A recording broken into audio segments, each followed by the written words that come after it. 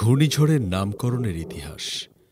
একটি সুনির্দিষ্ট ভৌগোলিক অঞ্চলে একই সময় এক বা একাধিক ঘূর্ণিঝড় আঘাত হানতে পারে। আবার ঘূর্ণিঝড়ের স্থায়িত্ব থাকতে পারে কয়েকদিন কিংবা সপ্তাহ। এক্ষেত্রে কোনো ঝড়ের প্রকোপ কিংবা কোনো ঝড়ের সতর্কতার সংকেত কোনটা তা জানানোর সময় বিভ্রান্তি এড়াতে ঘূর্ণিঝড়ের নামকরণ শুরু হয়।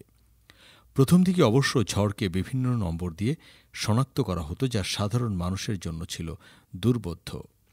পরবর্তীতে সহজে মনে রাখার সুবিধার্থে পাশাপাশি সহজে নৌযানগুলোকে সতর্কবার্তা দেওয়ার জন্য ঘূর্ণিঝড়ের নাম দেওয়ার প্রচলন শুরু হয়। দ্বিতীয় বিশ্বযুদ্ধ পরবর্তী সময়ে আবহাওয়াবিদরা মিলে ঠিক করেন ঘূর্ণিঝড়ের নামকরণ হবে মেয়েদের নামে। 1953 সালে ইউএস ওয়েদার সার্ভিস আনুষ্ঠানিকভাবে QUXYZ এই 5টি অক্ষর বাদে এ থেকে ডব্লিউ পর্যন্ত আদ্যাক্ষরে ঘূর্ণিঝড়ের নামকরণের ব্যবস্থা নেয়। মেয়েদের নামে ঝড়ের নাম হওয়া নিয়ে 60 থেকে 70 দশকের নারীরা প্রতিবাদ শুরু করে। প্রতিবাদের মুখে পড়ে 1978 সালে ছেলেদের নামেও ঝড়ের নামকরণের সিদ্ধান্ত নেওয়া হয়।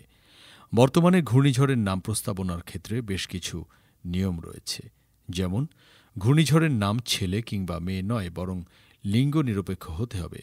কোনো সংস্কৃতি, রাজনীতি কিংবা ধর্মীয় অনুভূতিতে আঘাত হানে এমন নাম প্রস্তাব করা যাবে না।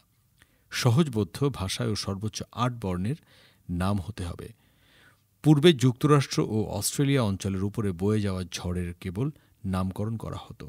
তবে 2000 সাল পরবর্তীতে বিশ্ব আবহাওয়া সংস্থা, ওয়ার্ল্ড মেট্রোলজিক্যাল অর্গানাইজেশন ও এর আঞ্চলিক সংস্থাগুলোর সিদ্ধান্তে ভারত মহাসাগরীয় অঞ্চলে ঘূর্ণিঝড়ের নামকরণ প্রক্রিয়া শুরু হয়। ভারত মহাসাগরীয় অঞ্চলে ভারত, বাংলাদেশ, শ্রীলঙ্কা, মালদ্বীপ, মায়ানমার, ওমান, পাকিস্তান ও থাইল্যান্ড সহ বেশ কয়েকটি দেশে ভাগ করা হয়। এর প্রতিটি অঞ্চলে ঘূর্ণিঝড় পর্যবেক্ষণের জন্য রয়েছে বিশেষায়িত আবহাওয়া কেন্দ্র।